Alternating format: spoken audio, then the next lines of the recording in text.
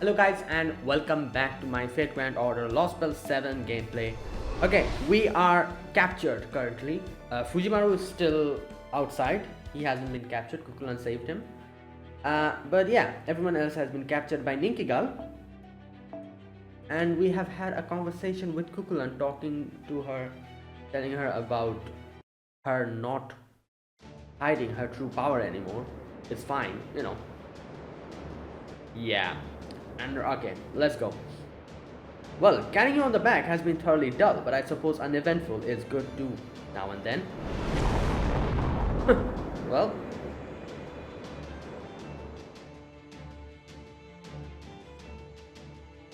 Alright, we made it through the anti-gravity zone without a hitch. I hope you're ready, because we'll soon be in the oasis. Unfortunately, after a drop of Fujimaru, I'm gonna have to retreat to a safer area. I'm just sorry I won't be able to see how the battle unfolds. Okay. 3, 2, 1. Good luck. He's been literal about dropping us off. Are you okay, Fujimaru? Do you need help? I'm fine, I can manage, yeah. Wow, you really are a seasoned master, aren't you? Okay then, in that case. Oh, is she revealing her? Yep, this form. I'm going to fight with my true style out of respect for the goddess of proper human history. That outfit is barely there. You think so? I find it to be very useful spacesuit myself. Oh well, I'll just have to show you how strong I am in this outfit then. Okay, Ereshkigal, it's go time. Your illegal, immoral, exploitive construction project ends now.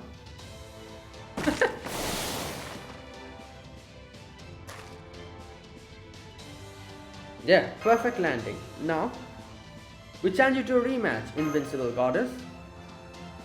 Oh, I know. You did not just drop out of the sky into a rolling landing. Knock that stuff off. You'll give me a heart attack. Anyway, you want a rematch? What kind of mage who can't even summon a single servant hope to accomplish against... Oh, there she is. Damn. I see. So that goddess is your last resort, is she? Fine, she's 1,000 times better than a certain cowardly sheep. Fine, out of respect for your foolhardy bravery, I'll accept your challenge. Come, my boundless gorge heavenly echo shrine. If you really think you can get past my six-legged divine beast, go ahead and try. I think we can use a noble phantasm now. Because, you know, her noble phantasm is AoE, it'll help in... It's AoE, isn't it? I think so. It'll help in... you know, taking out all of the Gugalanna legs at the same time. Okay. What should I don't think I need... You know what, let's keep this. Because Gugalanna has everything. She has, like, you know, invincible. She puts invincible on herself, which turns into that anti-thing, the Castoria thing. Anti-enforcement, I think that's what it's called, yeah?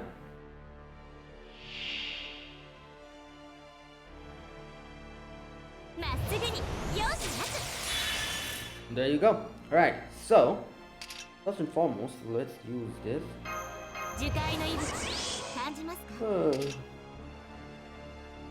Let's put this as well. And I'll keep that one for later. Let's do this. Damn. Yo, she's hitting hard. Wow. She's hitting hard. Alright, there you go, Ereshkigal. Can I use her NP? Yes, I can. I'm gonna wait. I think she's going to like bring out something.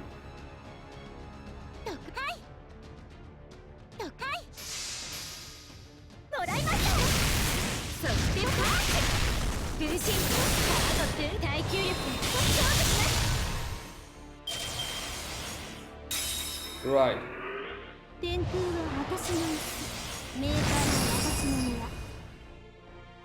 Oh, here we go. Yep, I knew it. Now it's the time.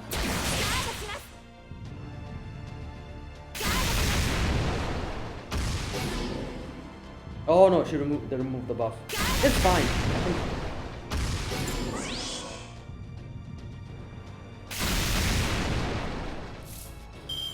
Oh boy. Alright, so 全生命愛のために全力出しちゃいます。得意分野です。 here we go.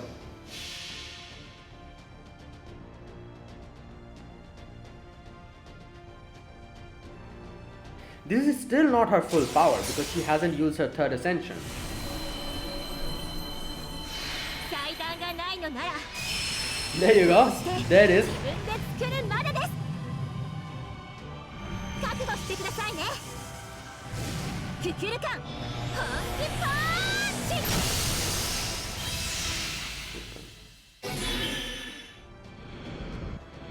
八つ咲き。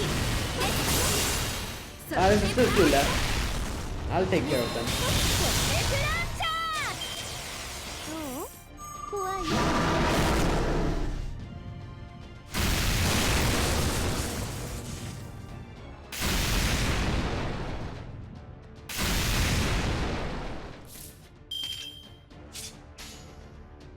ギューンギューン。もちろん。 Another one. 祭壇がないのならこうして自分で作るまでです。覚悟してくださいね。ククルカン本気パンチ。 Serious punch. ビームミニミニスーパーセル雪目デスランチャー。 Damn, she's just obliterating her. 天空は私の椅子。 Charge gain, I don't think that'll do anything. 天に絶 I doubt this is 地 going to に do 監 anything. 獄。我がかかとこと冥府の怒り反省するのだわ。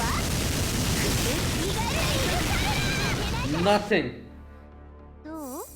怖い。私だってガードします。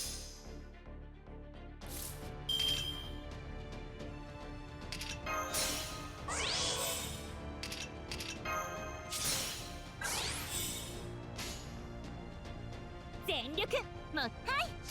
Alright, here we go. This is gonna end her completely. 祭壇がないのならこうして自分で作るまでです。覚悟してくださいね。ククルカン本気パンチ。もらいました。ウルトラキック。耐久力でスカウトします。 That was too damn easy, man. Gugalanna just obliterated とても her. 刺激でした。次の戦いまだでしょうか。 Oh my god. And this is not even her full power, I think.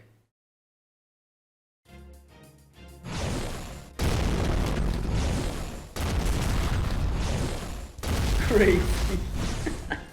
Yo.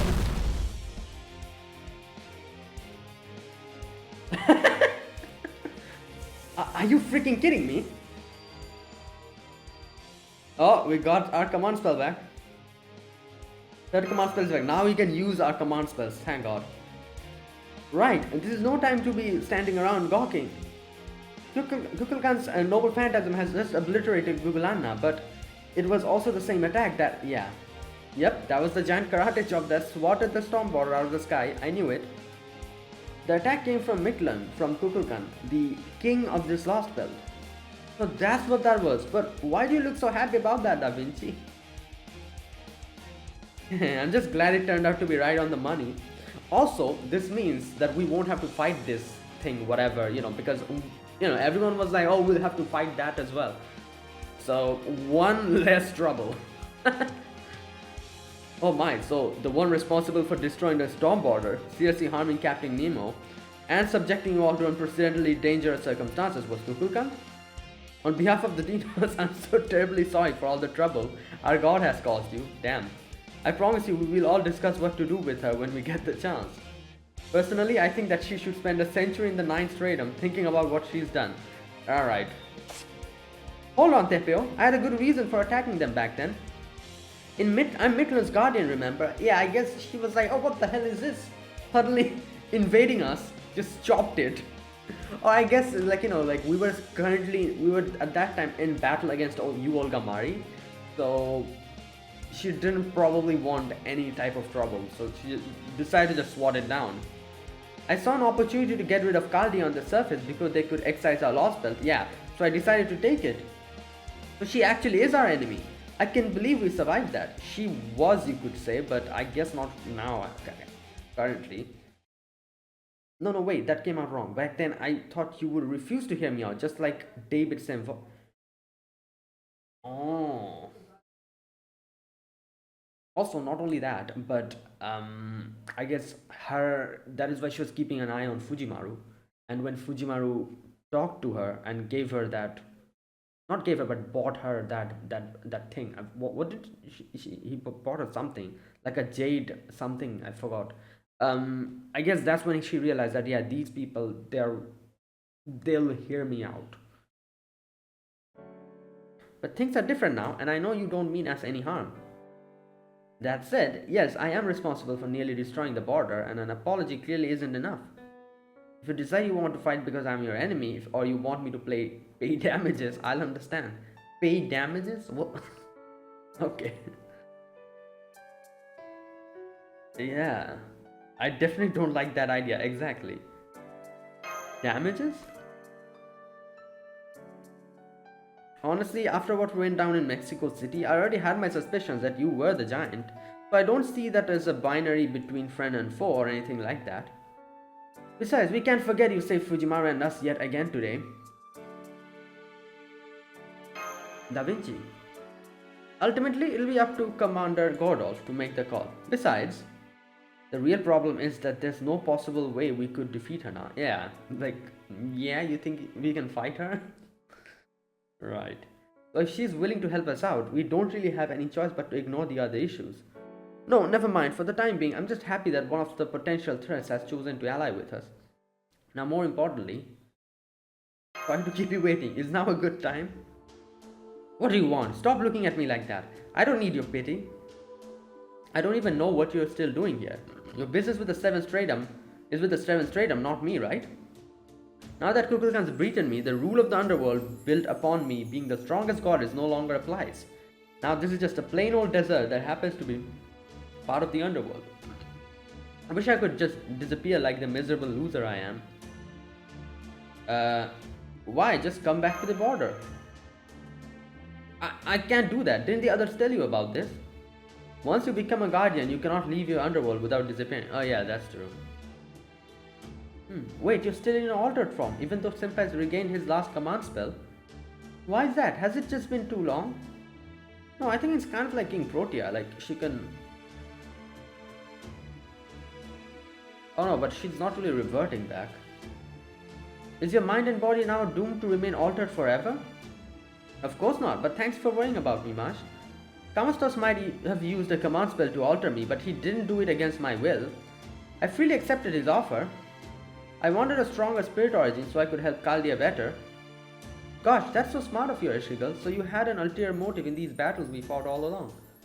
I don't think so, but you know. You're totally pulling an Ishtar, weren't you? Yes, I did have an ulterior motive. I just can't say what it is right now, that's all. But when the time's right, I'm gonna make you cry like a little baby out of sheer joy. So be ready for that, okay? Question mark.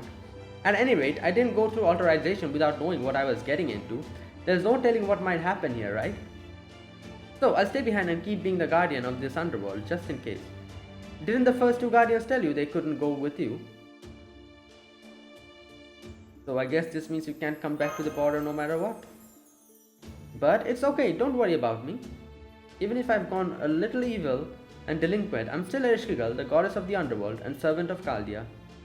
I'll help you till the end, no matter what you face. Didn't Kukulkan just hand you your ass though? Are you sure you're okay? Maybe you want to change your mind about coming with us? I was going to recover my strength after you left, okay? Now go on, get out of here. Also, Kukulkan, you basically sucker punched me earlier. I know I kind of went with it and fought you in midair, but I'm at my best when my feet are planted on solid ground. So, don't think this means you've got me beat. I won't lose to you next time. Of course, we're still tied at 1 win and 1 loss each. Next time I'll take 2 out of 3 wins. 2 out of 3? What do you mean? Oh, I see. Next time we'll make it best of 3 situation. Yeah, the first one was Gugalanna's loss, this one is her loss, and fine. Get excited about it if you want. Just know that if we ever fight again, I'll have my noble phantasm that surpasses Gugalanna and Meslamatea. Alright.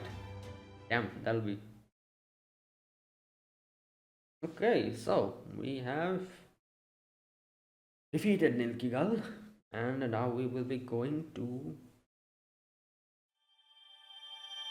deeper. Right.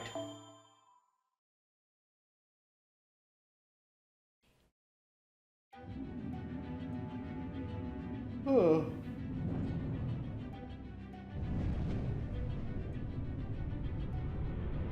And there we are.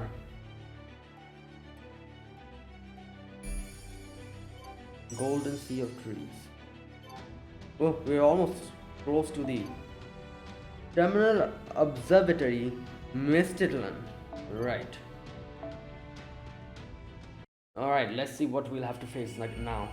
Obviously, only one character left to be altered, which is Nitocris. I'm guessing that'll happen later.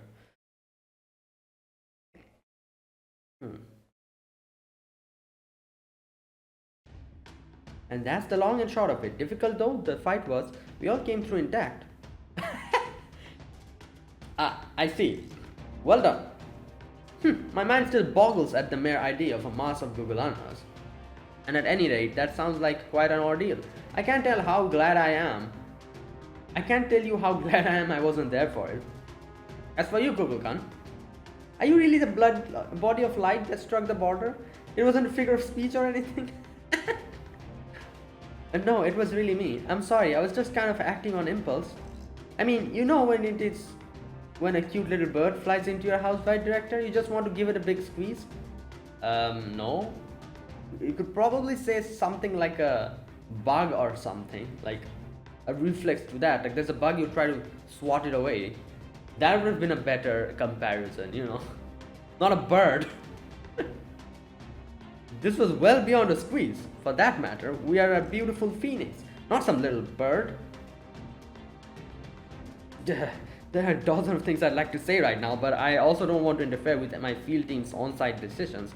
Fujimaru, Kiralite, I'm counting on you to keep a close eye on Gugalanna.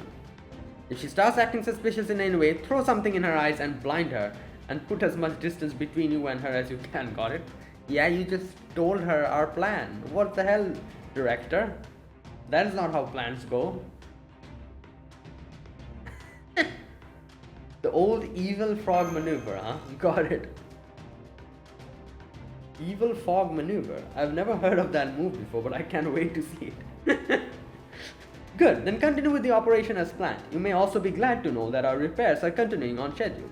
We may not be able to communicate while you're in the underworld, but our connection is holding steady in the standard jungle. So don't just wait for an emergency to contact us. If you have any questions about anything, let us know immediately. Alright, that's all for now. The next time we speak, I hope you'll have good news for me. Bye bye.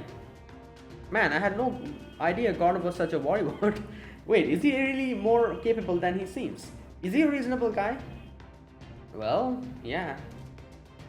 Oh yes, God of Music has been an excellent director of Novum Caldia, and he's proven himself to be a talented mission commander as well. That's true, servants are good at what we do, but on our own, that really just makes us a bunch of individual specialists. For us to work as a part of an organization, we need a leader who can bring us together. I wouldn't go so far to say God is perfect in that role, but he's always pushing himself to do the right thing. I guess he's what you'd call an unsung hero, but I wouldn't be surprised if he took center stage one day. So he's a neighbor who learns and grows along with you. It seems there's truly no end of diversity among people from proper human history. At any rate, it seems like a good time for a short break. Nitocris, we'll keep an eye on our surroundings while I make camp. Okay. Oh, she's still thinking about the whole, the thing where Ereshkigal told her that you're trying to hold yourself back. Nitocris, is something wrong? Oh yes, camp, good idea. I'll send out some spirits to get rid of nearby threats. Nitocris, wait, if you send out spirits in all directions like that... Oh my god. Huh? Why do I hear approaching footsteps? Don't dinos run away from spirits? I remember the ones who saw Kamasto's spirits were all scrambling to get away as fast as they could. Those are normal dinos. The ones wandering around the jungle have lost their minds, so... Oh yeah, that is true. Like, these things will get attracted to them. That is why berserkers are so tough. Right. Oops, this is your first time traveling in the jungle, isn't it, Nitocris? I'm sorry, I should have known better. No problem, we'll just have to drive them away then. You've recovered your command spells, right? My ally? Then my capacity as Pharaoh. I will test your newly regained summoning skills personally. Oh yeah, true. I can summon servants as well. Right, thank God. Well, I'll just select Gugalanna then.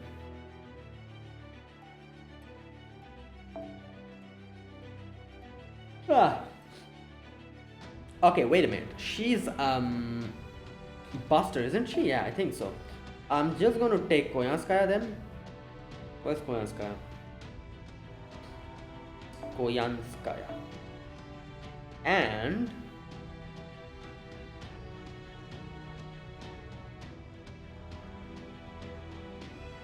who else should I take? Oh yeah, Castoria. Because why not? Some other characters I can put here. Arc. Let me put Marsh here. Where's Marsh? Marsh. Okay, let me put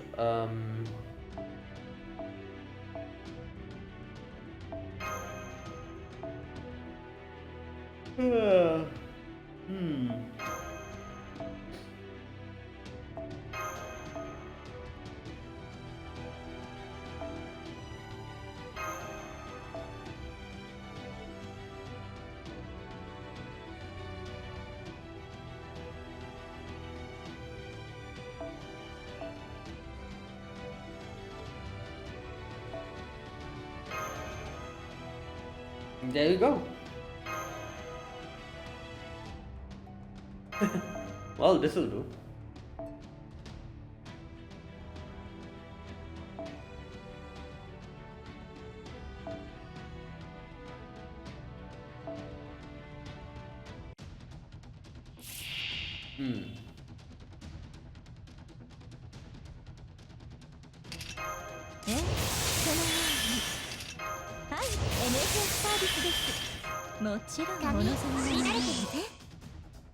Okay, wait a minute. NP gods for a single ally. Sure hit and evade. No, wait, I don't need this. 全力出してしまいますね。誇りにかけて圧倒します。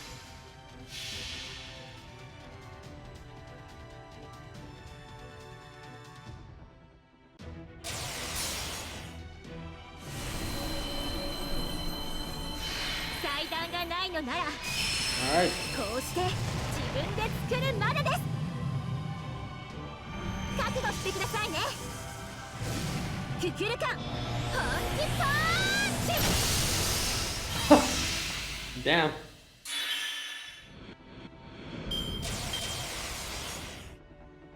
Good God, she's just so crazy in this Lostbelt.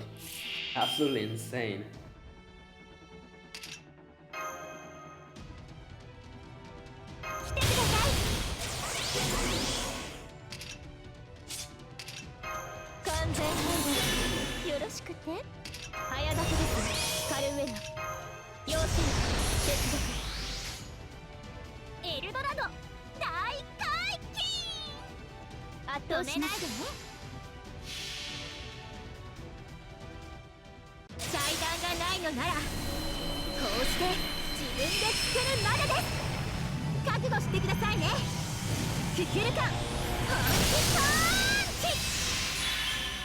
Good Lord, look at that.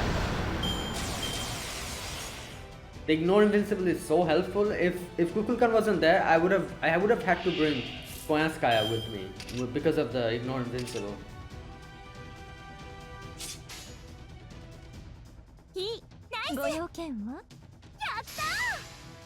予想厳禁です。スタート。リールです。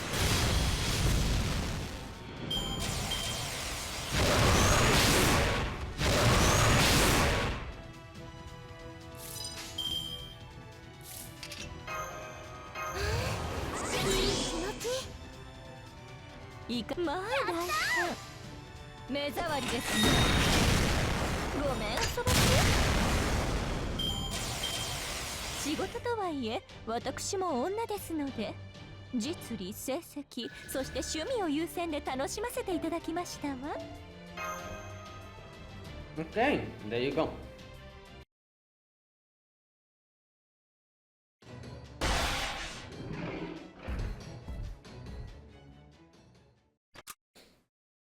The battle is over. The Dinos who have lost their minds are headed away.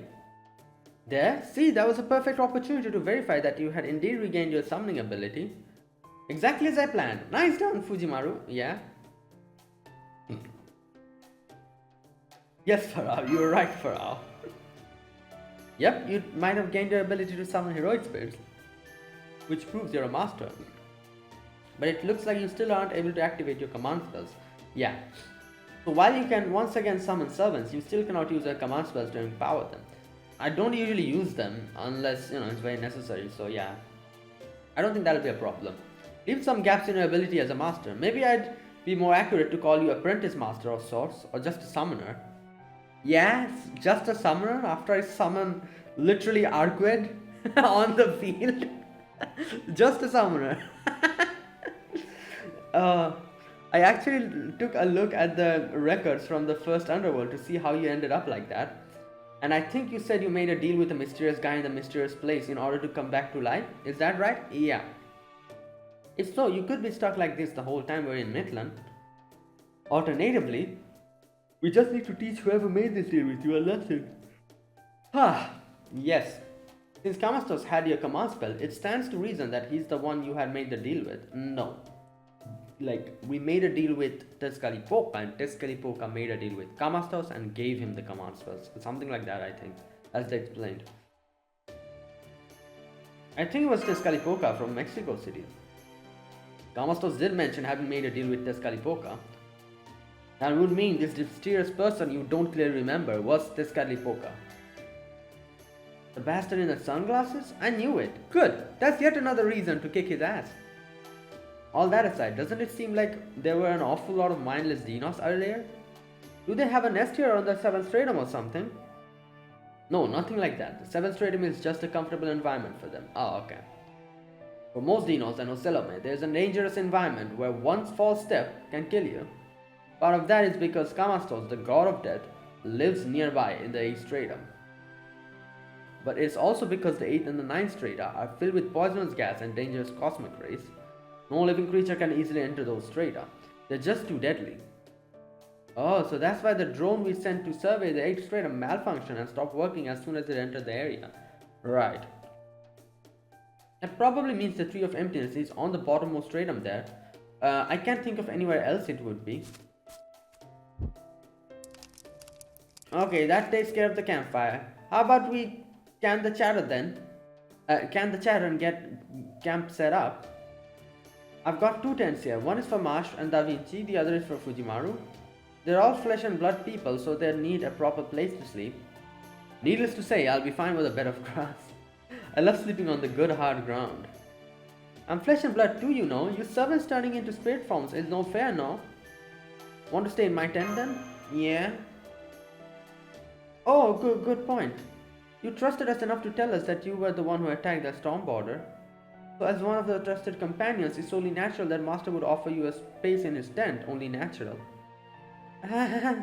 Thanks, but that's okay. I'll sleep on the ground like Tepeo.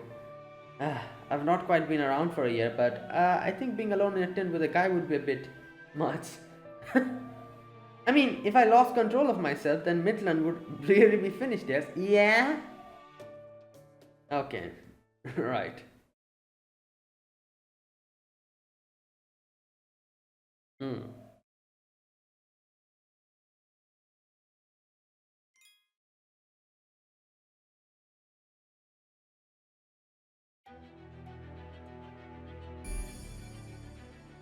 No battles, okay.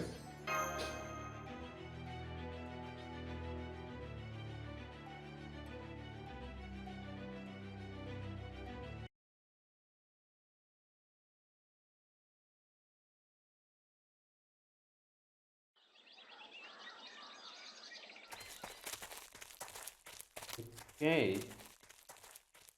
What is that? What? That? Oh, that's the observatory. So this is the Maitland Observatory.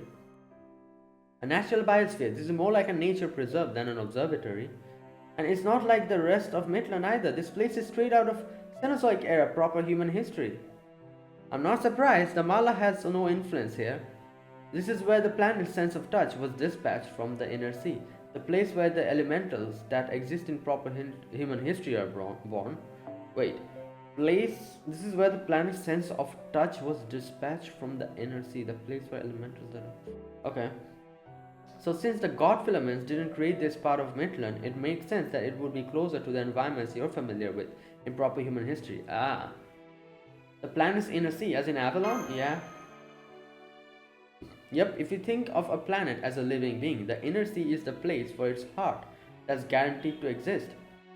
You know about reality marbles, right? They're essentially a mage's inner world made manifest. A powerful spell that lays their own mindscape over reality even if for only a moment. Well, the planet's inner sea is like that, but for Earth. You can think of it as a reality marble the planet itself possesses. Damn, that is crazy. So, does that mean Xquic's, the reality marble that Xquic brings in, you know, the, what is it called? The Millennium Castle. Is that something related to... Again, I cannot really say much because I haven't read Tsukime. Like, I read Tsukime way back when I was like, I don't know, like in 2015 or something, I think. I think even way before that as well. Like, when I was like, just read Fate's Day Night, and then I read Tsukihime, you know, the old one. So, I'd be, you know, it'll be right to say that I understood probably nothing of the, you know, like the lore or anything, because Fate's Day Night also, I loved the story, but the details, the lore and everything went over my head. Same with Tsukihime, I don't remember anything. I don't even remember the roots itself and forgot. I just remember the characters and that's all. You know, and I just remember who Xquic is. And a few of the characters, I kind of remember them bits and pieces. I don't even remember how Tsukihime ended. I forgot everything. So you could say Tsukihime is like gone from my head completely. So I cannot really say anything in this. I cannot even guess anything at this point. Like, unless and until I reread Tsukihime, like I'll read Tsukihime remake, but I'm just waiting for it to get a proper release on PC, which I don't know when it's going to happen or if it's ever going to happen. Yeah, but yeah, like, so I guess it is something like that, like Xquic's reality marble that we'll see whenever we use something. I don't know, you know what, whatever. Okay, that being said, Earth is a big place and even human hearts contain multitudes. For example, the part of its heart that remains close to human society or the part that has a few bones to pick with it. Wait, what? Earth is a big place and even human hearts have multitudes. Part of its heart that remains... Oh, okay. Avalon is just one of the several possible sides of that heart. One that prefers nature and eschews connections to human society. So elementals born in worlds like that are essentially clones of the planet itself, right? I guess that makes sense because if, you know, Avalon is like the inner heart, something born there would mean it is the planet itself, literally. Like, you know, in your heart or inside your body, whatever originates, that is actually part of you. So it's similar to that, I guess. Gugalanna, a moment ago you mentioned the planet's sense of touch. Yeah, I didn't understand what she was trying to say by that. Where's that part? Here we go. This is where the planet's sense of touch was dispatched from the inner sea. These feelers are born in the planet's inner sea, make their way to Earth's surface, and ultimately return to the inner sea. Oh, they're talking about those things. Born in the planet's inner sea, make their way to the Earth's surface, return to the inner sea. But if for whatever reason they're unwilling or unable to return, they become fairies, elementals, and divine spirits on the planet's surface. Oh, okay. Right. Wait, isn't one example of an elemental, isn't it from Mahoyo? What was his name? Bio. Bio is an elemental, isn't he? As far as I can remember, that's what they explained in Mahoyo. I think so. That's what they explained. You know, the golden wolf, Bio. Yeah, that we fought. Right. We know what divine spirits are. Fairies we also know. The only thing that I was kind of like, oh, elementals. So elementals are those beings. Bio is one example who we saw in Mahoyo. Yeah, though of course some fairies, elementals, and divine spirits manifest in other ways, so we can't say that's how they all came to exist. Okay, wait a minute, another thing. So they are born in the planet's inner sea, make their way to the Earth's surface, ultimately return to the inner sea. Whatever reason, if they're unwilling or unable to return, they become elementals, fairies, and divine spirits on the planet's surface. Right. Interesting. Meanwhile, there are some elementals who could only have been born in the planet's inner sea. Right. These special spirits are known to be the planet's brain. Since they have hearts, why not brain too? Anyway, these elementals are born from Earth's earliest memories, which they then inherit themselves. They continually dream about the things taking place on the planet's surface.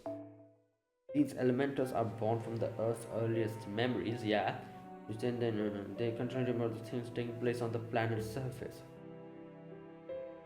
In the Magecraft world, these beings are known as archetypes. Yeah, and the one up ahead is an incredible recorder of history. So this archetype, Mala, is something like that, which wait a minute.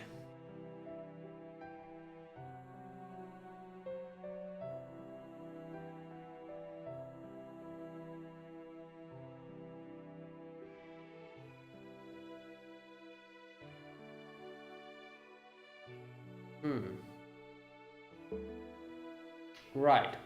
So this Mala, this archetype that we're going to be meeting, they are the planet's brain. They have been born in the inner sea, and they have acted as the planet's brain. It stays in the inner sea, but it dreams of the surface. And that somehow, as they explained, Fujimaru connected with him. That's why, who was it? Was very surprised. They were like, "Oh, I don't know how you made a connection with the archetype that we don't know, but somehow you made a connection with it. That's why you are seeing their dreams, like how a master sees the dreams of a servant, kind of like that." So this being knows the history of life on this planet long before the first human were ever born. But I've also heard that archetypes take on the form of the dominant species from that age. Right. This may be a Lostbelt, but we mustn't forget a Lostbelt is a hypothetical alternative to proper human history. In which case, might this archetype also be humanoid like us?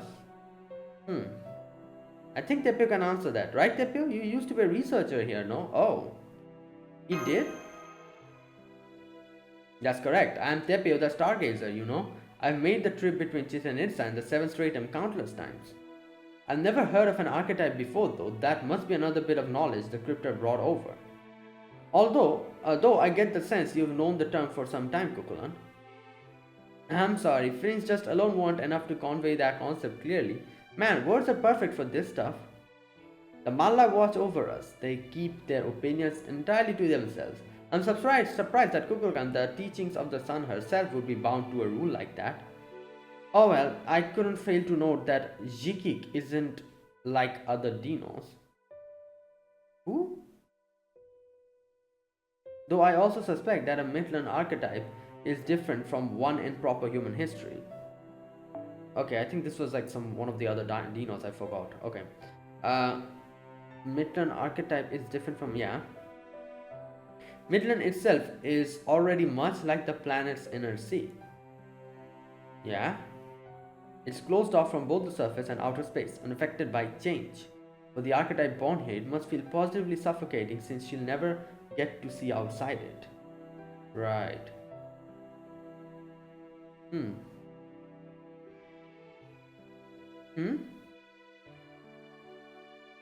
A picture is worth 1,000 words, right?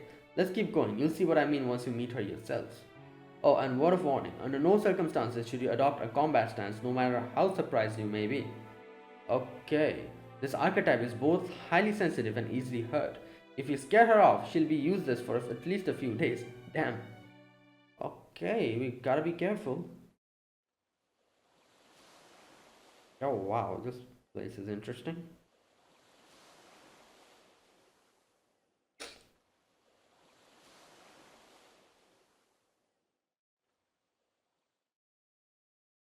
It doesn't look like anyone's here. Hello, Xquic. I brought some guests from proper human history here to see you. Oh, that's the name of the... Wait, what?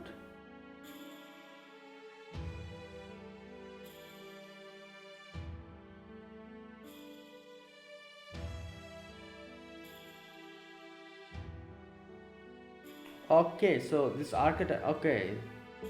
Right. They have some questions they'd like to ask. Could you please come out now? Please try to get past your shyness. They'll find you quickly enough anyway. You're not hidden nearly as well as you think. There's a proper human history saying that goes, when you cover your head, you don't leave your bottom exposed. Well, we can see your bottom, that is, your tail quite clearly. Nuh-uh. Ah, you're so mean, big brother, Tepio. I was just working up the courage is all. Okay, here goes. I'm gonna welcome our guests properly, just like a good shrine maiden would. Okay. Oh my... Oh, wait, I thought they ended it there.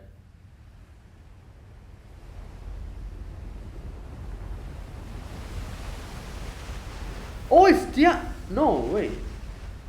No, never mind. It's something... I was gonna say it's...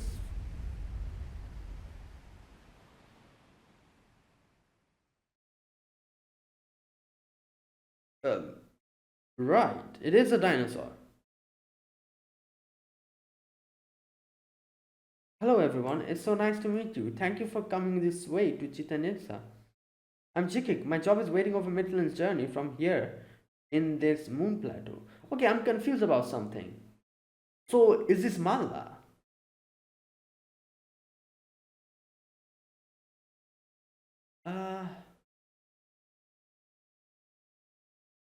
There's much I don't know about the wider world, so I might say the wrong thing now and then, so please bear with me. She's huge. Well, I guess.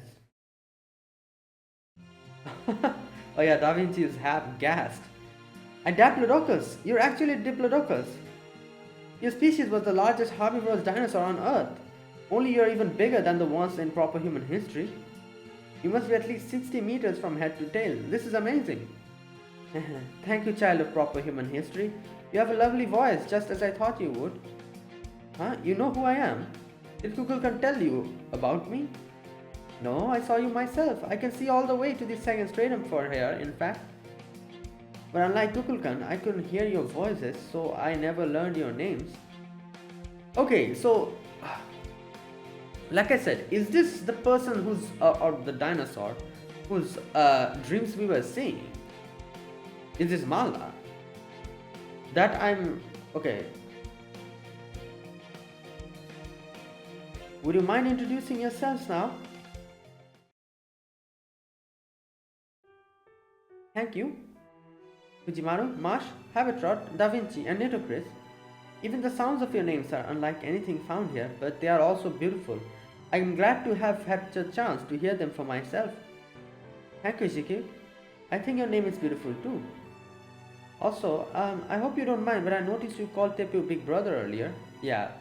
If it's not too rude, may I ask you what your relationship is? Oh my! my. That you even thought to ask the question tells me we are getting along wonderfully, Marsh.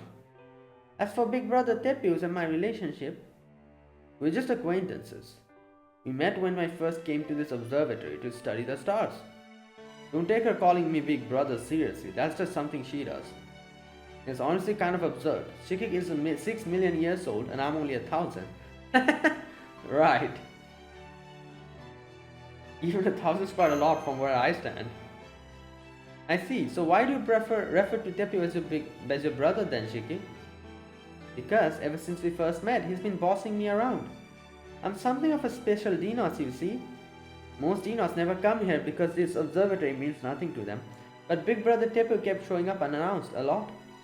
He also said I was a good for nothing and a waste of space and also a lot. Yeah? Is this the same Tepu we're talking about? I did not. Now would you please stop with the unnecessary small talk and do your job as the eye of the observatory? There, see? He's always scolding me like that because he happens to know a lot of things. Right. Is this one of those? Yes, he's the typical Big Brother figure who acts cold on the outside, but still comes to check on her out of concern. I swear, when are you finally going to grow out of such childish nonsense? Never. You know as well as I do that I'm eternally 1 year old. You know, this takes the whole eternal 18 years old to, you know, like something like that, you know, the idols say or something, you know, the I'm forever 18 or something like that. This takes that to a whole new level. Forever 1 year old. Oh no. Well, I suppose that is true. Since you were born as an extension of the planet's sense of touch, you'll never grow or mature mentally. Yeah, I can understand that. That's why you refer to me as your older brother. From your perspective, everyone will be always older than you. Alright, Fujimaru. Da Vinci, go ahead and ask Xquic what you would like to know. He sees everything that happens in Mictlan. So if anyone knows what David has been doing for the past year, it's her. David? You mean you want to know about David? That's right, do you know him? I'm sure she does. Oh yes, he came here almost immediately after he first arrived in Mictlan. Oh, he came here as well. I guess, okay. He told me to tell him the truth about Mictlan and its history and to do it in 5 minutes because he didn't have time to spare on us. I knew he was a visitor from proper human history, but I also didn't have any reason to refuse, so I told him what he asked for. What, in 5 minutes? In proper human history terms, that was exactly 1 year ago. Oh, that does match the time the crypto first showed up. Hold on, you knew about proper human history and the Lostbelt before the crypto arrived, right? Then why did you do what he asked? From where you stand, anyone from proper human history would be an invader. Good question. I don't think that type of a thing really matters to her because, like she's like an eternal being. Like for her, like in a way, I guess you could say she would probably be similar to the Dinos, where they just don't really care about what happens. Like they're okay with everything. They're just curious about stuff. And you know, like Tepu said, that it doesn't matter if you come here to wipe us out. You know, it's just something that we'll be like, oh yeah, we'll go extinct. I guess that's fine. It'll be like that for them. You know, it's which is very different from all the other Lostbelts. I think that's probably the same for her as well. As an archetype, I'm aware Mictlan is not Earth's true environment. I could also foresee that David would use the knowledge he gained from me to form the observatory and begin hunting Dinos. That's very sad, of course, but it was still no reason to refuse him. Yeah, like she's like neutral in that sense, I guess. Everyone has different worldviews, principles, and values. No two people think exactly the same way, and reaching true mutual understanding almost never happens. That's why everyone must be treated equally, yeah? We all know it's wrong to disregard other people's time, ideals, and lives just because they live far away, or because you've never met them, or you have no connection to them, or it wouldn't be to your benefit.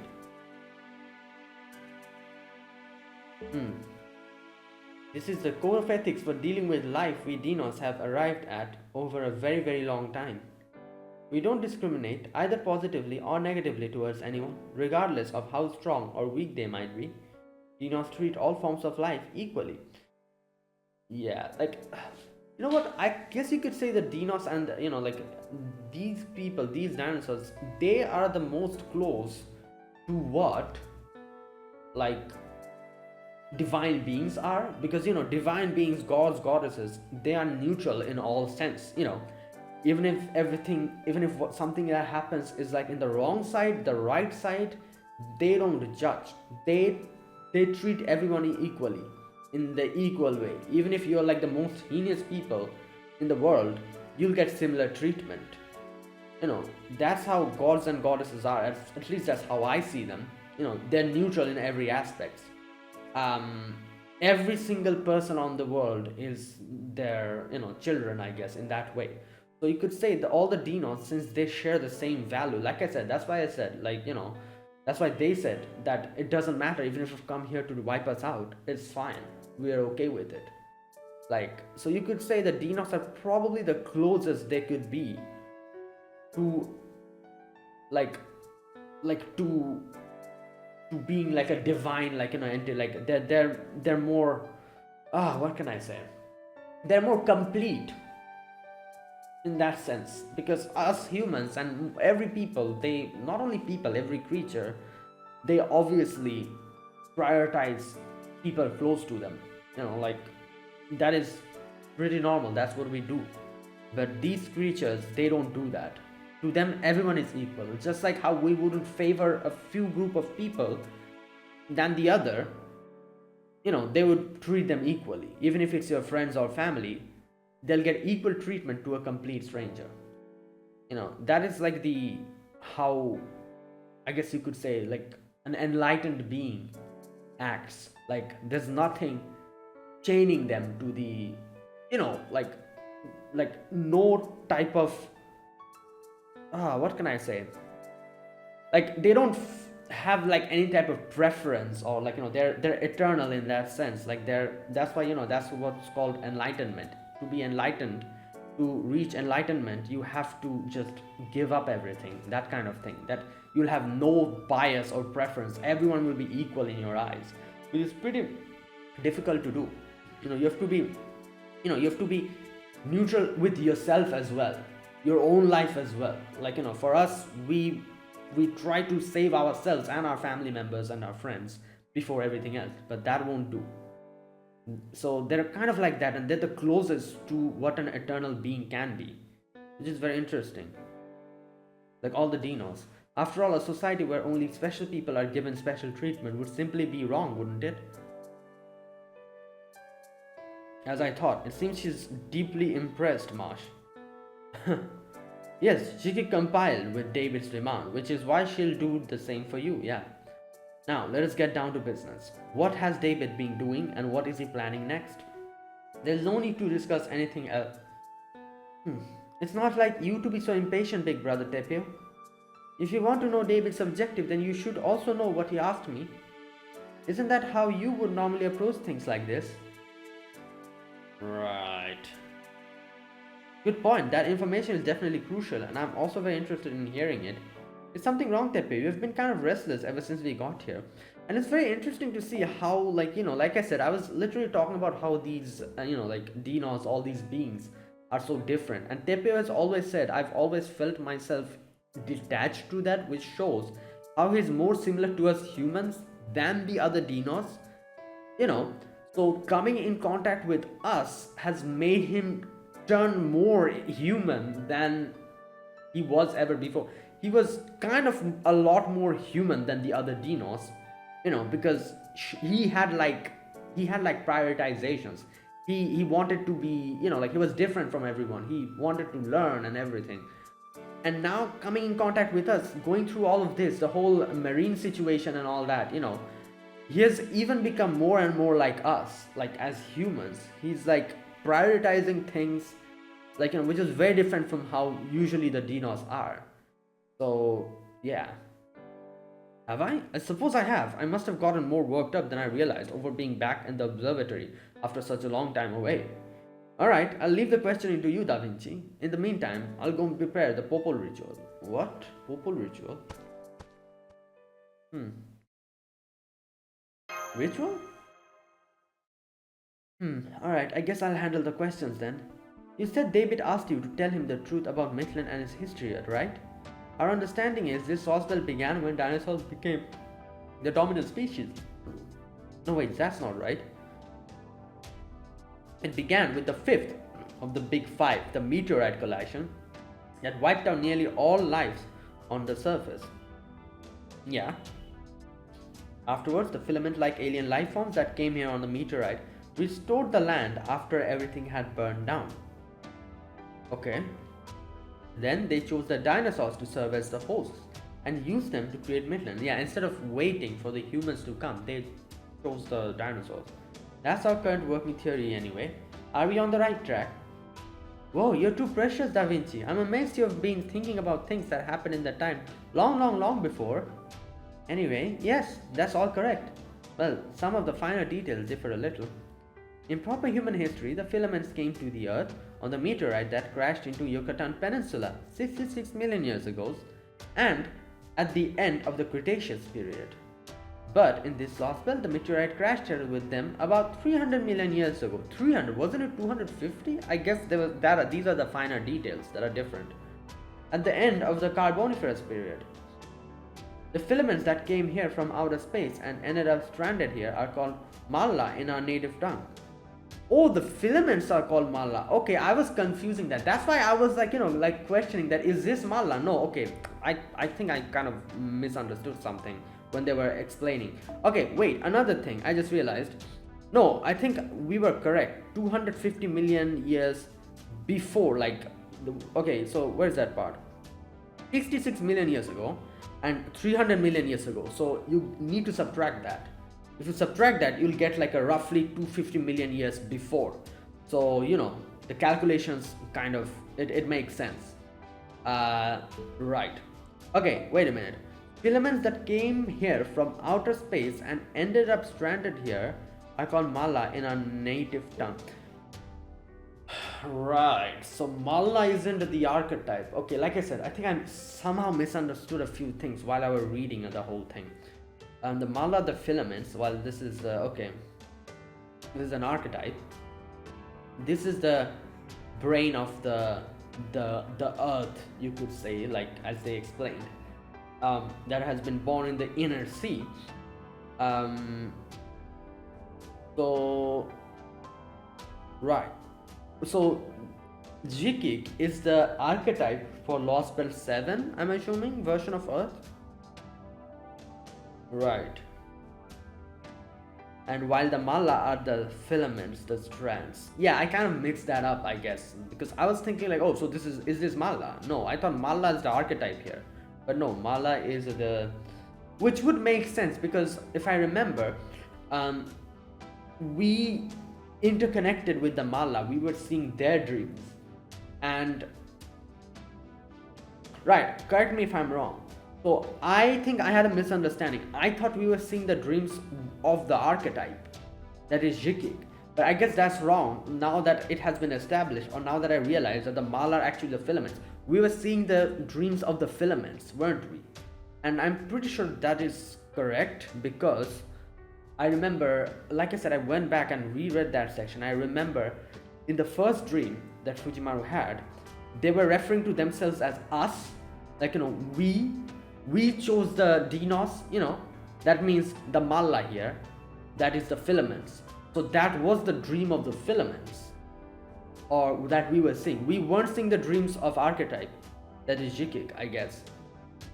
If I'm wrong about anything, correct me in the comments. In our native tongue, okay.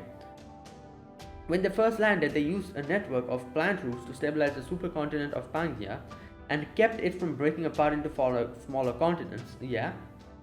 So this lost belt actually started 300 million years ago, back when Pangaea still existed. Pangaea, yeah. The 300 million years ago, before even the third of the big five took place. Oh wait, so that's why Fujiwara was talking about the Carboniferous period before. Okay, that makes a lot start to add up.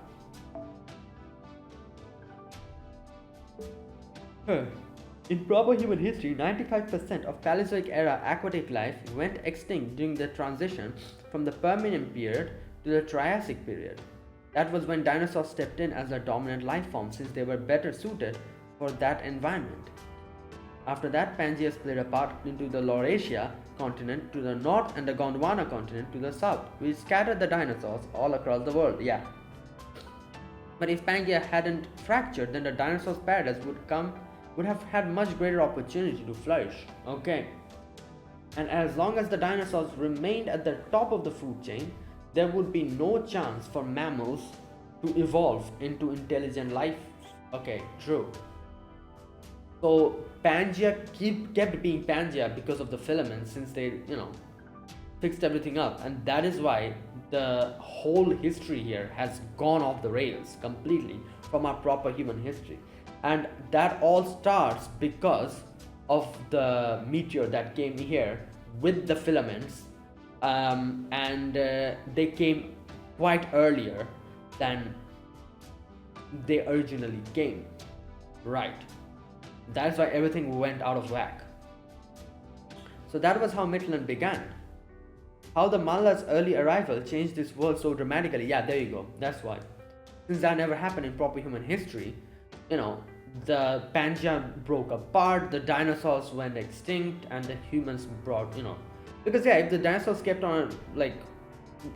surviving, we wouldn't be there. We wouldn't exist. They would keep being the dominant species. But what about the fourth extinction event at the end of the Triassic period, and the meteorite that crashed into the Yucatan Peninsula at the end of Cretaceous? Wouldn't either of them have prevented this lost belt from occurring? Okay. I don't know about the fourth or the fifth extinction events from proper human history, but Mictlan did have a fourth one. Okay. It was 66 million years ago at the end of the Cretaceous period, the same time as the fifth extinction event in proper human history, the Yucatan Peninsula meteorite. Once again, a meteorite collided with the planet, burning away everything on the surface and threatening the dinosaurs with extinction. That's when the Mala came to the rescue. Yeah, that's what happened. The Mala foresaw the meteorite's impact and built a shelter deep underground. Right. So not only did the Mala choose the dinosaurs, stopped Pangaea from breaking apart, chose the dinosaurs, made the dinosaurs flourish. They even protected the dinosaurs when the fourth extinction event happened, made a shelter underneath to protect them. They then collected all the energy on the surface of the earth, redirected it to create a subterranean paradise. All the heat and energy that would have otherwise gone into restoring the surface over the next million years went into creating Biosphere 3. The result is the Mictlan we have today. That is why up on top everything is burning still. That never recovered because all of that is coming here, right? The energy that would have required to fix that. Okay. Since then and for the last 66 million years, Mictlan has been a world for the dinos. You can barely imagine timelines past a few thousands, let alone millions. Yeah, this stuff is all way above my head. I'll have to give Marsh give me a very short summary later. Yeah, I'll try to summarize it later as well as far as I can understand. It'll be, it'll help me grasp the whole thing as well. I see, so that's why the surface was still post-apocalyptic. Yeah, that's why it never recovered, because all the energy that was supposed to go there, that is being used here, so it's still burning over there. The seas were dried up, volcanic activity was out of control, and the skies were covered by very dense thunderclouds. It's all because the energy that would have normally gone into letting nature take its course went into Mictlan instead. So here, over the course of almost 100 million years, the Mala gained control over Earth's surface.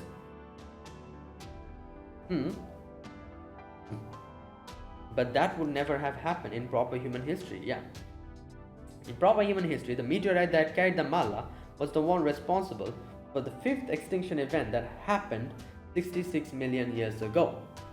Yeah, so the one that came before in the third, that is where here in Mictlan the Malla came. That's why it came before it usually came. So it came here and it decided to choose the dinosaurs. It kept the Pangea together, kept the dinosaurs thriving, and when the fourth extinction happened, they helped make this underworld, subterranean underworld, and put them here, protected them, and that is why humans were never born here, and you know, like the dinosaurs are the dominant species.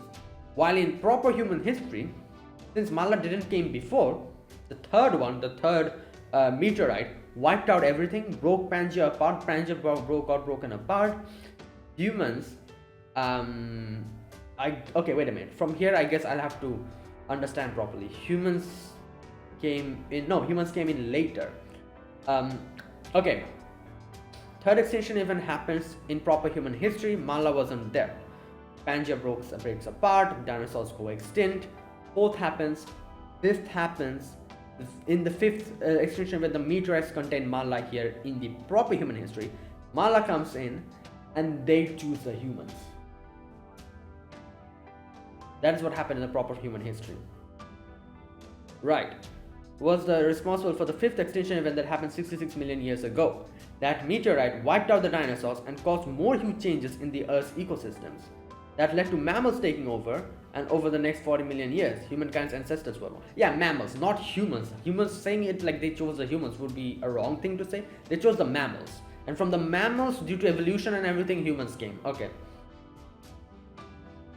The Malla had their fibers full, maintaining their own environment, and so by becoming part of Mesoamerican myth, they chose to coexist with people. Right. And then we all know, as they explained in proper human history, these Malla, they came in as like priests, kings, prophets, you know, and one of them was Tezcatlipoca, you know, like, and you know, like these big like names, they were like, you know, because of the Malla. And that is what happened in proper human history, unlike Mictlan, where they chose the Dinos, so everything, you know, differently happened. The Malla might have been the Dinos' savior, but it sounds like it was a little more complicated for the Earth as a whole. I mean, they basically took a significant portion of Earth and fashioned it into a home for themselves. As an archetype, what do you think about that? Does it make you like you were robbed or something? What? Like, curse you, you damn invaders! Not at all. The planet seems to be quite happy as long as life is flourishing, regardless of what form it takes.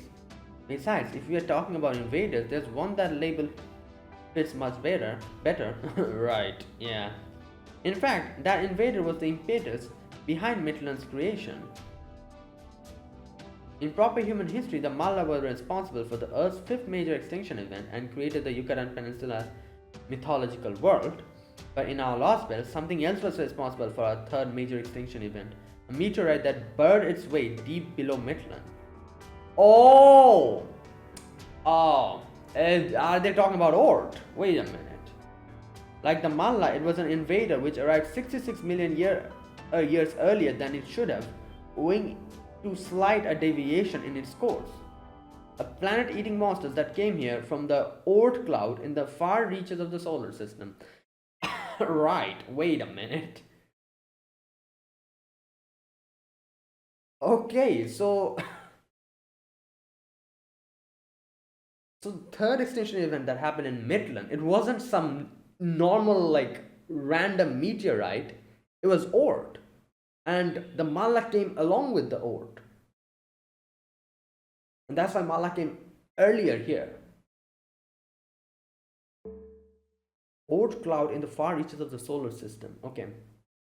Oort. Alright. It'd be nice if someone had made a timeline to help me keep track of things. I can still keep track of it, but I feel like if we get more information, I'll probably mix everything up. I can still kind of keep track of it, but you know, so that's where Oort comes in. So Ord came to Midland early, but that would mean the Dinos should have never have prospered to the extent they have. But I guess the Ord didn't really do anything. It just went to sleep or something like that, I guess. Wait, I've got it. Ord must have died in the impact. Died? What? That's why no one can find it here no matter how hard they look.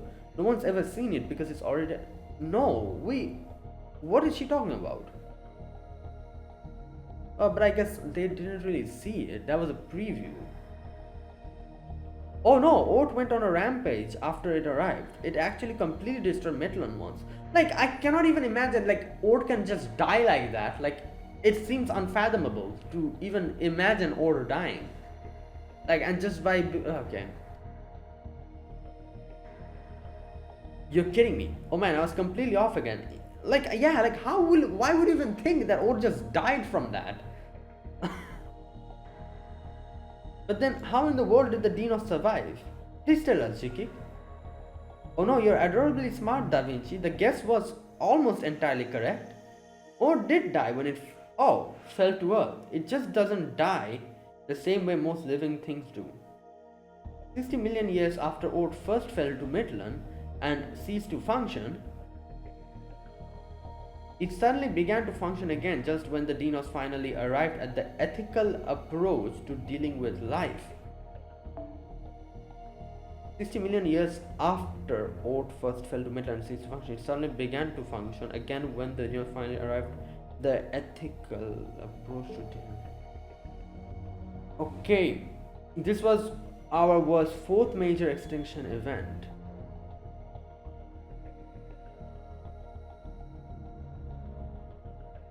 Oh my god, okay, now it's getting complicated. Wait a minute. What? I'm forgetting. What did they say the fourth extinction event was here?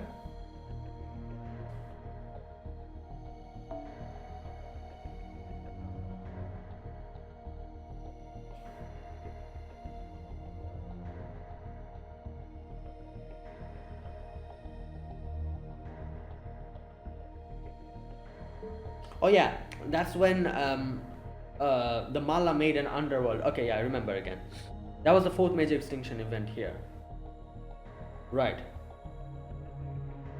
It was also when the Earth gave birth to me. Right. And so all life in Midland banded together to defeat Ord, and they succeeded. The end. But since Ord doesn't die like we do, it's bound to come back again. Yeah, and that's the preview we saw. So this world did already have its fourth major extinction event. Yeah, they explained it. Didn't she say that? Like just now, she said that the fourth extinction event was when the Mala made this underworld. You know. So I'm guessing that was the extinction event in itself. That must mean Ord attacked Fujimaru and Marsh saw in Mexico City will be the fifth. Right, so fifth still hasn't happened, which has already happened with proper human history. And in the fifth, the Mala came in proper human history. However, since the Mala came here before, along with Ord, things are going in a very different way. So fifth still hasn't happened here. I see, now I understand. Marsh, will you summarize that for us? Yes, okay. Yes, gladly. It would be too confusing to cross-reference Midland's history with proper human history. So I'll just make a timeline for this Lostbelt alone. Okay. Midland's history. 300 million years ago, the Lostbelt begins. The Mala fall to Pangaea on a meteorite and stabilize it with a network of plant roots. Yeah? For the next 100 million years, Earth is a paradise ruled by dinosaurs. 66 million years ago, the third mass extinction event, the Mala detect a meteorite Ord heading towards Earth. Okay, wait. 200 million years ago, Lostbelt begins. Mala fall to Pangaea. That was the...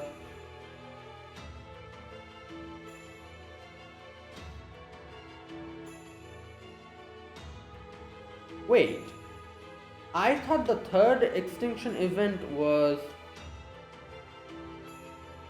the one where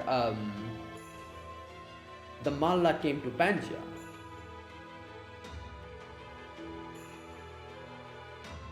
Wait a minute, now it's getting confusing. Wait. Oh my god. The third, wait. Okay, proper human history. Oh no. Oh no, sorry, I'm mixing it up with proper human history. Proper human history, third extinction event was when the Mala came. No, third extinction event in the proper human history was when the dinosaurs got wiped out. No, yeah, and Pangea. No, yeah, that's when the Pangea like separated. Yeah, fourth was something, I don't know what it was. I don't even remember if they explained what it was in proper human history, what the fourth was. Fifth was when the Mala came in, and they chose the mammals. Like fifth was when the dinosaurs got wiped out, and they chose the mammals and human beings eventually, and human history starts from there. That was what happened in proper human history. So proper human history, third extinction event, Pangea gets separated. Fourth, I don't really know. Fifth, meteorites comes in, wipes out dinosaurs. The Mala come in along with it, chooses mammals. That is what happened in proper human history. Here, 300 million years ago, that is when the third extinction event happened in proper human history. That is where, instead of the normal meteorites coming in without Mala, the Mala came earlier. The Mala fell to Pangea on a meteorite, stabilized it with a network of plant roots. Next 100 million years, Earth is a paradise. Pangea never separated here. Earth is a paradise ruled by dinosaurs. Then the third mass extinction event happens here. Okay, so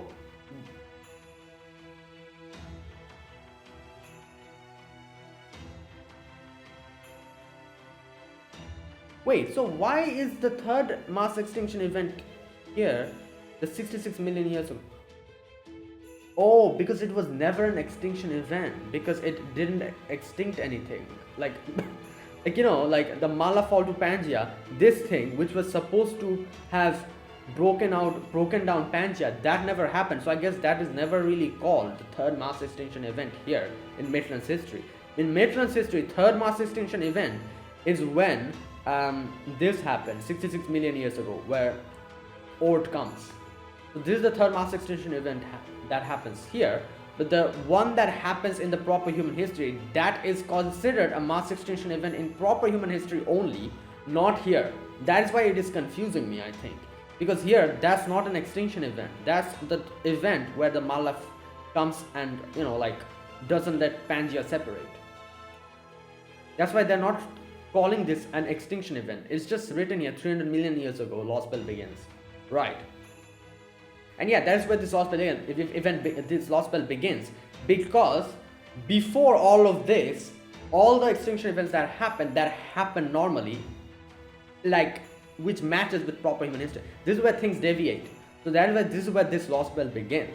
So the first and the second mass extinction event that happened, which I don't know what those are, they were the same here in Maitlan and proper human history. In the third when the third mass extinction event happens in proper human history, that doesn't happen here because the Mala came in. So that is not considered a mass extinction event here. But third mass extinction event is considered the one that happened 66 million years ago, where if you compare this to proper human history, that is the fifth mass extinction event there. So where the third extinction event happens in Maitlan, the fifth event happens in proper human history, I think. Right, I don't know if I'm making any sense, but I think I understand. The third mass extinction event, the Mala detect a meteorite Ort heading towards Earth. The Mala create Maitlan underground along with an artificial sun. Okay, why is this red?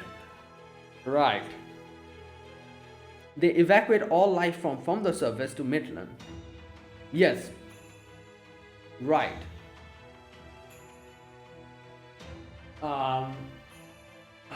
Wait a minute. The meteorite Ort punches through the surface to land in Maitlan, embedding itself to a lower stratum. Impact causes it to stop functioning.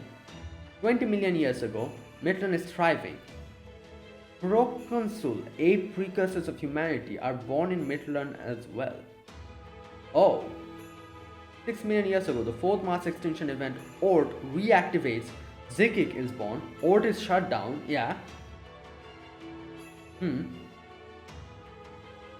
And 6 million years ago, this fourth mass extinction event that is happening currently in Mictlan, if you compare this to proper human history, by that time, like all the 5 mass extinction event has already happened over there, and the Malla has already chosen the humans over there. So if I put this side by side, that's why Marsh said I'm not comparing it because it's going to get confusing, because things kind of shift down here. In Mictlan history, the extinction event kind of shifts down a little bit, unlike proper human history where it kind of goes up, because when the 4th extinction event is happening here in 6 million years ago, 5th mass extinction event has already happened in proper human history, in proper human history. Yeah, I'm reading all of this. I feel like I'm going to forget all of this in a matter of 2 months probably.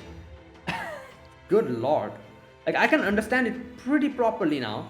I'm bound to forget this eventually. Like it'll probably take 1 month for me to forget all of this. It is so complicated. Right, like if you try to understand everything. If not, I guess you can understand and keep track of the basic things, but I'm trying to understand everything. Okay, 4th mass extinction event, Ord reactivates, Xquic is born, Ord is shut down. 1 year ago, proper human history culture league. Yeah, the crypto leads a cultural invasion where the Dinos welcome. Now I see. Great work, Marsh. That was all very clear. Oh no, compared to Xquic, I may as well be a minuscule Kyrielite. Minuscule Kyrielite. Okay, so yeah, it is way easier if you just try to keep track of what happened in Mictlan and just forget about proper human history. But it becomes more complicated if you try to remember what's happening in both and you try to kind of put them side by side, because here all the extinction events got shifted down while over there it's shifted up. So when the 3rd is happening here, 5th has already happened in proper human history, which makes it even more complicated because it is difficult to compare them side by side. Because of that, it makes it even more of a like a mess. So what was with the parts marked in red? Yeah, what? Okay, no, Xquic added those. She said they were important. Alright, we'll keep that in mind. So wait a minute. First is the artificial sun, this part. Then is proconsul, ape precursors, which I also was like, wait, what? The ape precursors were born in Mictlan as well. And then, yeah, okay. Okay, now I've got a pretty full picture. It's clear that Ord does exist and is still a threat. Yeah. No wonder David asked you about all this. Now we are both on equal footing in terms of information. Oh no, I didn't tell David any of this. So he just guessed it? Yeah, he not guessed. Guessed would be a wrong thing to say. He deduced it, I would say. I was going to, but he said he didn't need to hear it because he'd already figured it out himself. Bruh. What? Hang in there, Da Vinci. Then what did David ask you? The location of Ord's remains? No, he asked me if the sun had ever gone out. Oh, interesting. Huh? As in Mictlan's artificial sun? Why would you want to know if it had ever gone out before?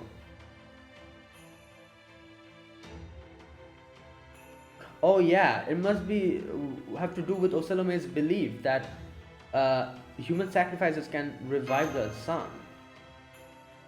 Now I see. I thought it was just recreation of Aztec mythology that Tezcatlipoca spread here. Huh. But if the sun really has gone out before, that would definitely explain the Osalome's religious fervor. That is true, yeah. Tepu even told us once that Mictlan's sun went out into a hibernation of a sort for some time. So what did you tell him, Xquic? The truth, of course. I told him that 6 million years ago, the sun disappeared around the time Ord resumed functioning. Right, so 6 million years ago is when, yeah, as he said, the Ord resumes functioning. But what about the... Okay, 66 million years ago is where Malla creates underground along with an artificial sun. While 6 million years ago is where Ord, yeah, 4th mass extinction event, Ord resuscitates. So, okay, wait a minute. So that would mean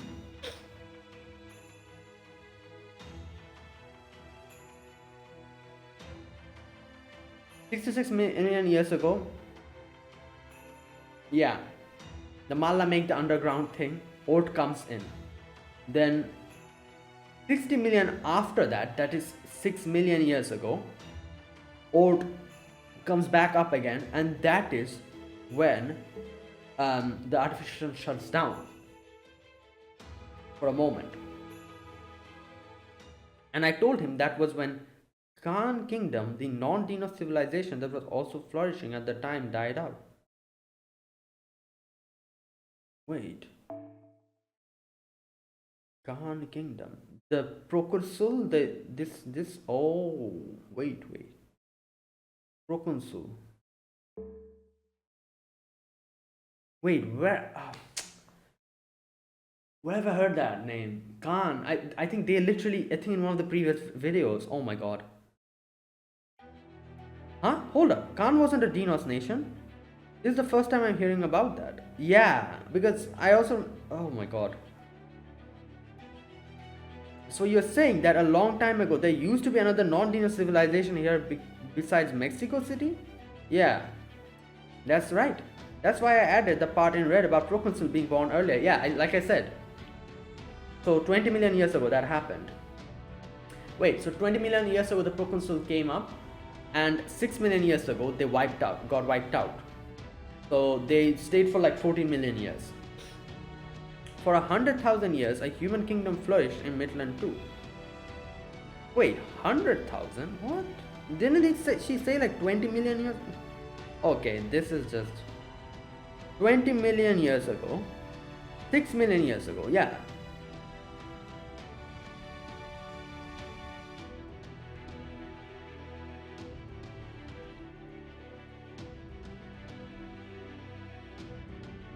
That was when the Khan Kingdom, non-division was also flourishing at that time, died out. Yeah, so 14 million for why 100,000 years? Not okay. Oh my god. Okay, so it flourished for 100,000 years. Not really that. Okay. Also, wait a minute. Another thing, which is I'm just assuming that 20 million years ago, as they're saying, the Proconsul came in. Where is that part?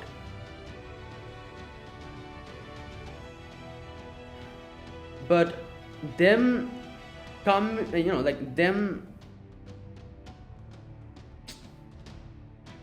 Oh my god, where is that?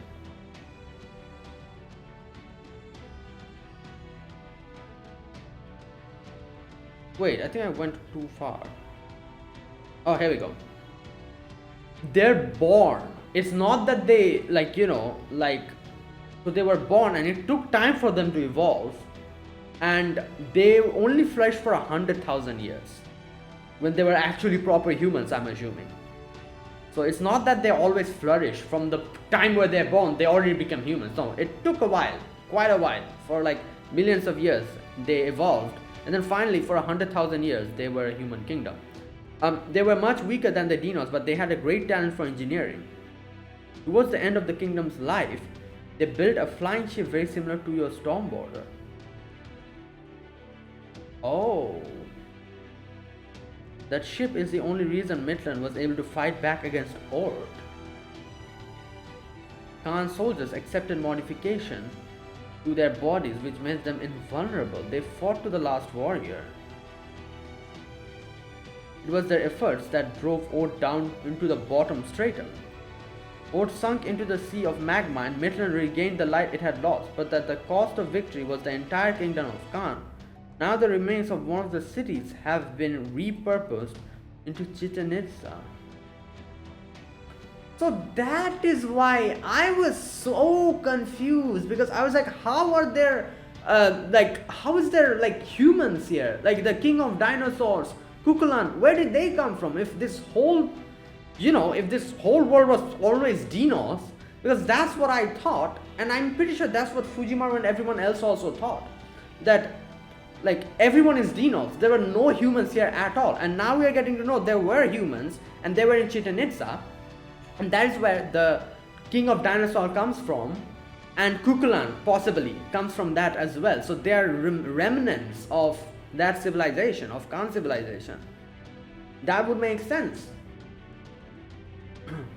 Yeah, That is why there was a huge question mark where everyone was thinking, why is Gugalanna a human? Or like something like that. But like, why is like what are these two humans suddenly doing here in this place where there's all dinos? Like, what's going on? So that's why. Not many dinos know that though.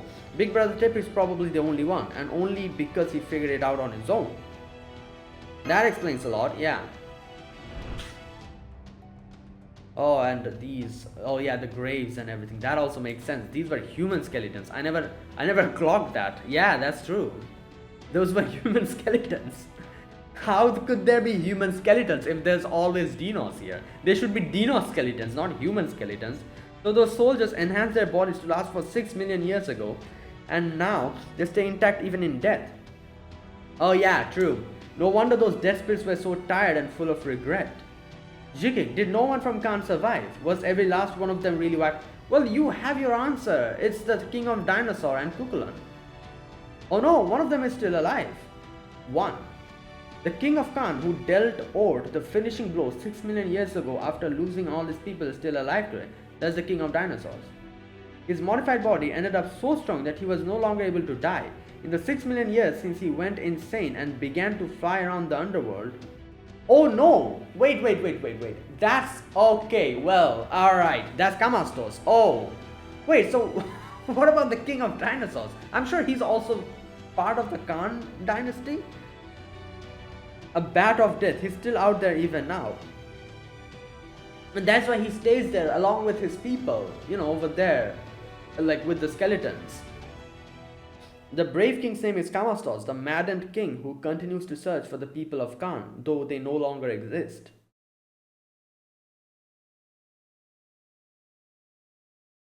Okay, alright, that was a shock. Good God, that was quite a few information. I think I spent almost 45 minutes reading this one arrow. Oh, I'm gonna end it here, otherwise this is gonna become too big. Oh, good lord. Oh my god, my head is hurting. Okay, wait a minute. So I'm still thinking like there was a moment I was thinking, wait a minute, is Kamastos the same as the people from Khan? But I didn't think about it. I was thinking that she was talking about the king of dinosaurs up until the very end where she mentioned a bat, and I'm like, oh, okay, wait a minute. So right, but I still think the king of dinosaurs and Gugalanna is definitely someone who has something to do with the Khan kingdom, because otherwise it wouldn't make sense. These two are humans. How is there humans in a kingdom full of dinosaurs? That was a big question we had. That, how does that even make sense? So we have that answer now. And we still don't have the answer as to who the king of dinosaurs is and Gugalanna is, but that's why I'm saying there's like a 80% possibility they are also from the Khan kingdom and they somehow survived here. And that's why there's two humans here in this place, along with Kamastos, who's also there, and that's why Kamastos doesn't die. He's like this. Yeah, right. So it's not that he's some kind of a heroic spirit or something. He's just here as a, okay. Right, alright, okay, that makes sense. So there you go, that was today's video. I'm going to end it here. Like I said, a lot of things happened and we got a lot of information. So, Marsh summarized it pretty nicely, but she only summarized the Mictlan's history. But if you try to put the proper human history along with Mictlan and try to compare it and put it on the same timeline and kind of compare what happened when, it becomes way overcomplicated, because the stuff that happened in proper human history happens a little bit in a different way, because here in Mictlan the Malla came before they came here. So they already did a few things here which kind of changes the extinction events and the number for the extinction events. It happened normally in the proper human history and Mictlan, if you put it on a time scale, The first extinction event happened, both of them at the same place. Second also happened, both of them at the same place. Third changes, and that is where this Lostbelt begins. So the third extinction event that happened in proper human history happened, broke down Pangea, and you know, like the dinosaurs got extinct, and you know, like in the fifth extinction event that happens after that, and the Mala comes in the fifth extinction event here. So that's after that they choose the mammals and proper human history starts. While here, when the third extinction event happens in proper human history, the meteors come here, but that wasn't an extinction event in Mictlan. It isn't called the third extinction event. It's just when the meteors came in and the Mala came in with it, and the Mala used their powers to hold Pangea together. The dinosaurs didn't go extinct. The dinosaurs ruled the earth for a while. And then the third extinction event happens here, which was the fifth extinction event that happens in proper human history. So the third extinction event happens here at the exact time the fifth extinction event happens in proper human history. So the third extinction event here, which was when, or am I mixing stuff up again? Wait a minute. Yeah, it is when the Mala made that underground. Yeah, I'm correct. Made that underground thing and Ort comes in. That is the third extinction event here, I think, if my memory serves me correct, because a lot of things are going on. So that's what they do here in Mictlan.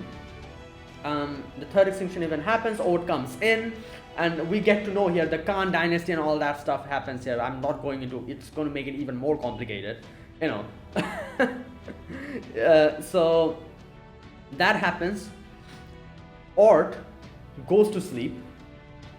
Then the fourth extinction event happens 6 million years ago, when you know, when in proper human history, if you line that up with proper human history, all the 5 extinction event has already happened there. So we are having in Mictlan the fourth extinction event when everything has already completed in proper human history. So now I can exclude proper human history from this. The fourth extinction event happens in Mictlan, which was when the Ort comes back, and Khan dynasty fights with, you know, like them, with everyone, you know, like Xquic is born, and we're able to, you know, stop Ort from going on a rampage and destroying everything. And the Khan dynasty gave its life. Kamastos became a bat and started wandering around and all that stuff, you know, but we were successful. There's also the time when the sun, artificial sun, went out for a moment. All of these happened in the fourth extinction event, and now currently fifth extinction event still hasn't happened, whose preview we saw, and that is going to happen in the near future, which we already previewed a little bit.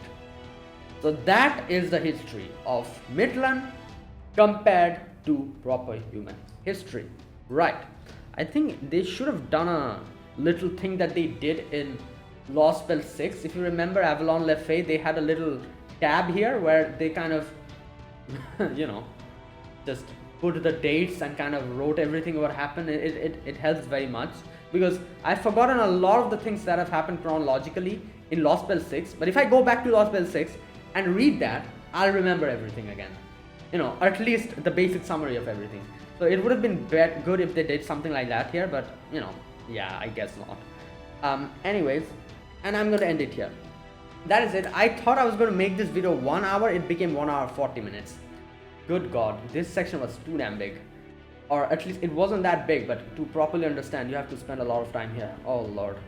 Anyways, yeah, so that is it guys. That was my reaction to today. Not reaction, gameplay for today. If you guys enjoyed this video, be sure to press the like button, subscribe if you're new to the channel, or you haven't subscribed, comment down below.